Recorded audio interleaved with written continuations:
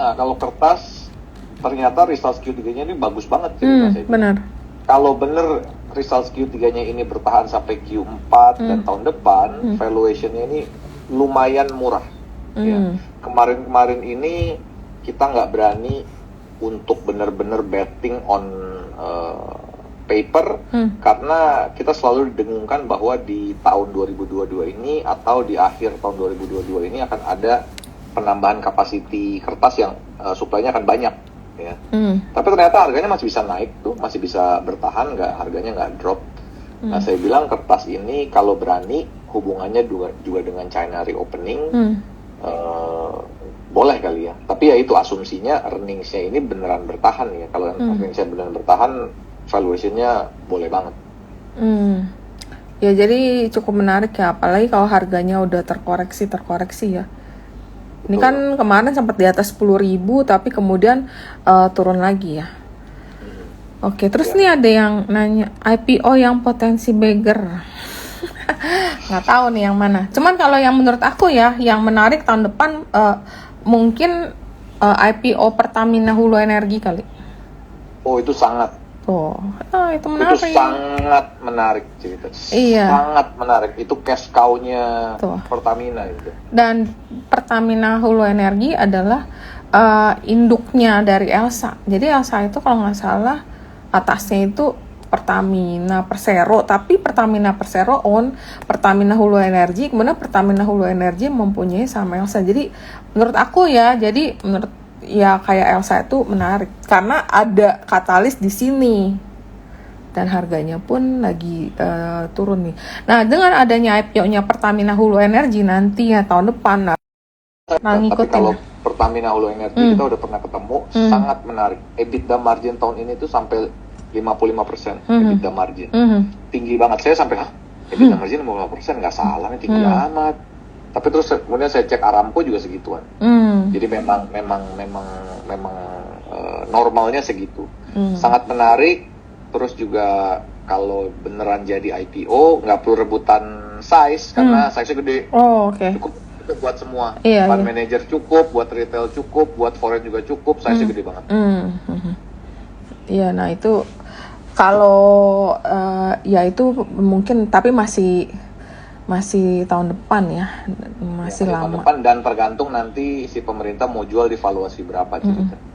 Iya. Kalau valuasi kemahalan ya kita hitung lagi. Iya, jadi ya kita mesti. Kalau kemahalan nanti kayak Mitratel dong.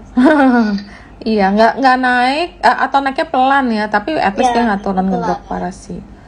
Oke, mungkin sektor terakhir nih sebelum kita masuk ke technical review ya. Sektor kesehatan gimana? Karena tahun ini juga kesehatan nggak begitu perform, tapi kalau kita lihat dari rotasi sektor di Bloomberg, itu IDX Health itu kayak mau naik loh ke improving nih, tapi aku nggak tahu katalisnya apa gitu loh tahun depan atau akhir tahun ini. Gimana, ada view nggak dari Jess dan Afan? Oke, saya ngomong dulu, terus nanti Cijes tambahin dulu. Cijes waktu konsultan ini dia ini nih healthcare banget, dia jagoan. Jadi kalau saya karena tahun 2022 ini earnings growth dan EBITDA growth-nya itu biasanya rata-rata minus ya. Tapi bener, saya juga udah nggak ngeliatin lama ini health sector. Mungkin tahun depan bisa lebih ada cerita ya. Tapi tergantung again valuation-nya mungkin sedikit lagi lah. Mungkin a bit turunan dikit boleh ya ceritanya. Terus juga dengan health conscious masyarakat, karena kemarin COVID orang udah lebih mau health conscious, mau cek medical check up dan lainnya. Yes. Demikian. Mungkin Cijes mau tambahin healthcare. Kalau healthcare itu sangat kental dengan peraturan BPJS Kesehatan sih menurutku. BPJS itu contribute a lot to the revenue ya, revenue daripada rumah sakit, tapi juga banyak ketidakpuasan dari rumah sakit ya ketika mereka menghandle pasien BPJS. Jadi sebenarnya ini tuh goes both ways gitu ya. Rumah sakit sebel gitu kan, BPJS dibayar murah gitu kan. Kayak kalau misalnya mungkin teman-teman di sini yang dokter juga pasti tahu, mungkin correct me if I'm wrong juga. Jadi kalau misalnya konsultasi BPJS tuh dengan dokter spesialis tuh dibayar tuh murah banget sih. Dokter spesialis cuma dibayar puluhan ribu gitu ya. Kalau misalnya mereka konsultasi tuh ketika mereka menangani pasien BPJS. Jadi sebenarnya tuh banyak rumah sakit juga yang sebenarnya mereka nggak mau terima pasien BPJS karena BPJS tuh buat teman mereka tuh nggak oke gitu kan. Satu spend the same amount of time tapi revenue yang mereka dapat tuh jauh lebih kecil gitu. Nah, kalau misalnya kita ngomong soal BPJS, tentu aja ini juga kaitannya erat ya sama misalnya tahun depan yang merupakan tahun kampanye, tahun depannya lagi ada pemilihan presiden baru, pasti ini peraturan-peraturan BPJS juga akan diwarnai oleh seberapa populis si presiden atau partai baru yang nanti akan berkuasa gitu ya. Kalau misalnya kita lihat kalau di Amerika itu kan kalau dulu waktu Demokrat yang berkuasa, waktu Obama dia implement Obamacare gitu kan, kebijakan kesehatan yang populis. Kalau kita kan nggak tahu nih nanti partai baru atau misalnya presiden baru ini kebijakannya lebih kemana, apakah ke BPJS yang lebih inklusif gitu ya, kayak sekarang mereka kan ngapus kelas 1, 2, 3 sekarang akan nanti dibikin satu standar kelas yang sama, apakah nanti mereka akan justru malah bikin jarak gitu ya antara mungkin kelas 1, 2 kelas-kelas yang lain gitu. Nah kita makanya mungkin healthcare itu rada-rada mentok karena masih ngelihat banyak challenges dari implementasi peraturan BPJS yang baru Ci gitu. Terus kayak ya seperti yang kita tahu juga marginnya rumah sakit di sini nggak terlalu expand banyak kan ayah ya. Di sini emang nggak seperti tahun lalu gitu. Jadi ya mungkin rumah sakit kalau menurut aku katalisnya belum terlalu banyak.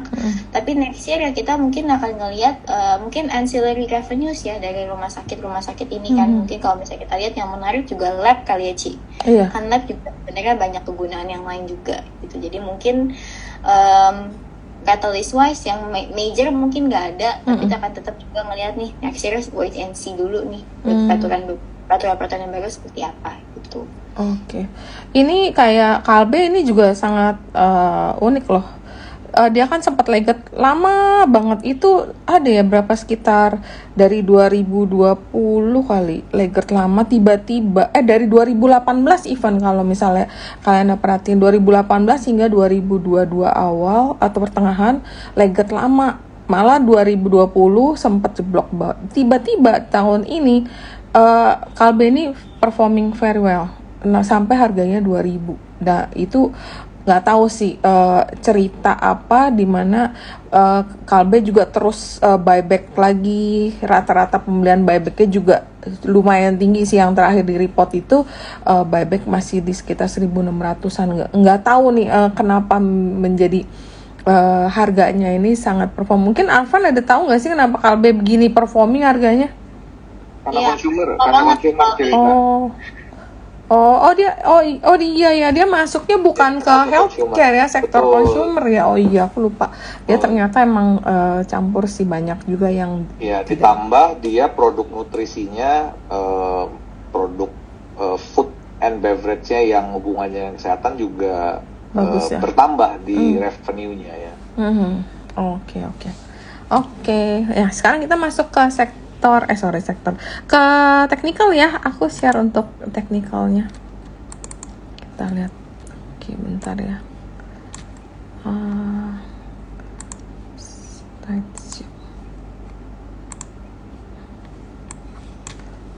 From the beginning. Oke. Teman-teman selamat siang untuk technical review minggu ini.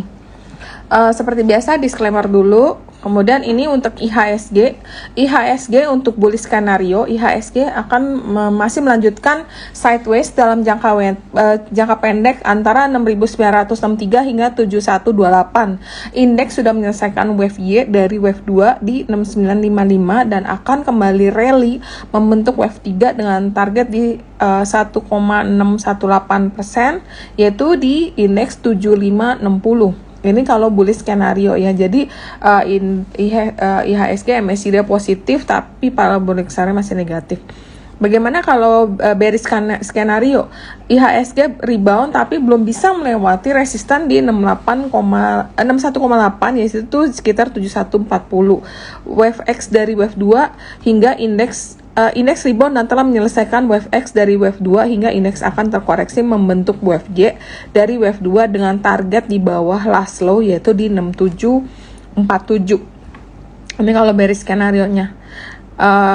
Ya untuk sektornya minggu ini secara weekly yang improving IDX health. Biasa kan aku suka kalau beli itu suka di improving karena ini yang berpotensi untuk rally. Kalau sampai masuk leading biasa naiknya lumayan jauh. Kalau kita lihat yang di sektor yang di sebelah improving ini ada IDX health yang udah dikit lagi menuju leading, kemudian ada IDX prop, IDX finance, IDX basic dan IDX cyclical. IDX non cyclical ada di leading dan IDX energi kemarin minggu lalu ini masih ada di border sini. Ternyata dia turun lebih jauh. Dan IDX industri juga turun ke weakening, kemudian IDX infra ke lagging dan ada IDX Trend dan IDX Tech yang ada di lagging. Tapi kalau secara daily atau jangka yang lebih pendek, kita lihat IDX Tech ini sudah improve ya, masuk ke leading dan IDX Basic juga di sini ada di leading. Kemudian ada IDX cyclical, ada IDX Trans dan IDX prop. IDX infra ada di improving dan IDX finance ada di improving. Yang ada di weakening ada IDX non cyclical dan yang ada di lagging ada IDX health, IDX energi dan industri. Kemudian ini untuk IDX Tech. IDX Tech ini di dalam universe-nya apa sih yang menarik? Kalau kita lihat di weekly-nya ada ini Hadid, ini aku nggak tahu nih Hadidnya apa nih, tapi kelihatan muncul di sini. Kemudian di sini ada MTech, ada DMMX, kemudian ini ada multipolar ya. Dan yang ada di leading ini banyak banget yang di leading, ada NFCX, ada Kios, ada Edge, ada DCII, ada Bukalapak, ada MCAS, ada Metro Data. Dan di sini ada tech yang ada di lagging. Kalau IDX Health kita lihat secara weekly yang sekarang ini ada DGNS, juga ada Sido, kemudian ada juga ada Care dan yang ada di leading ini ada Kalbe-nya di sini yang lagi dia puncak ya. Kemudian ada weakening, ada merek, ada Hill, ada Mika, ada Silo dan di sini ada Same yang di lagging. Yang di lagging ini banyak banget, ada PH, ada Dariavari, ada Tempo Scan. Nah, ini cukup menarik, kita boleh pantau nantinya. Kemudian saham-saham apa yang menarik karena ini lagi rame sektor tech. Kemudian di sektor tech yang kelihatannya secara volume dan harga ada peningkatan. Ada Mari, di mana Mari itu break resisten di 140 dan udah di atas Tenkan-sen dan Tenkan-Junsen level. Saat ini masih berada di Kumon tapi berpotensi membentuk future Kumon twist di sini. Mari rekomendasi buy, tapi jika kalian ingin melakukan cicil pembelian bisa buy di area 164 hingga 147 dengan target 1 di 174 dan target 2 di 184 dan stop loss 140, di mana MACD dia sudah positif dan parabolic area juga positif. Kemudian ada Bukalapak itu break resisten di 294. Rekomendasi buy, Bukalapak akan tes resisten jangka pendek di 318. Dalam jangka pendek buka masih dalam uptrend. Secara jangka pendek dia uptrend ya. Rekomendasi buy jika ingin melakukan pembelian bisa di area di 320 hingga 300 dengan target pertama 340 dan target kedua 356 dan stop lossnya 294. Kemudian ini ada Indi juga. Indi buy if di ngebreak 2850. Indi terkoreksi tapi masih bertahan di MA 200 hari. Kenaikan berlanjut dengan tes resisten down channel di 2850. Break parabolic chart level akan mengkonfirmasi uptrend dalam jangka pendek. Secara MACD masih negatif dan parabolic chart juga masih belum menarik. Tapi jika kalian ingin melakukan pembelian secara bertahap bisa melakukan di buy area di 29 hingga 2770. Dengan target pertama 31 dan 34, stop lossnya di 2650. Kemudian ada Wika buy if break 955. Dari pertengahan Oktober sudah tidak membentuk lower low untuk Wika dan mungkin beberapa saham konstruksi juga mungkin hampir-hampir sama ya patternnya. Wika ini break resisten di 955 akan membuka peluang breakout dari konsolidasi. Wika jika kalian melakukan pembelian bertahap bisa melakukan di area 960 hingga 915 dan target 1 di 1000, target kedua ada 1060 dan stop loss di 900. MACD dia udah positif, parabolic area juga positif. Kemudian nih ada Astra. Astra itu terkoreksi di FR 78,6 dan lower Bollinger Band di 61,5. Rebound dari level ini menuju resisten 67. Rekomendasi untuk Astra adalah buy untuk melakukan pembelian area bisa di 63 hingga 61 dengan target 67 hingga target kedua adalah 73 dan stop lossnya 6050. Kemudian ini ada Toba. Toba ini cukup unik ya, karena koreksi bertahan di Tenkan-sen dan Kijun-sen level, tapi Toba ini baru menarik atau terkonfirmasi naik jika sudah break di atas 705. Jadi kalau dia break 705, baru trennya berubah tuh, trennya menjadi tren naik yang baru.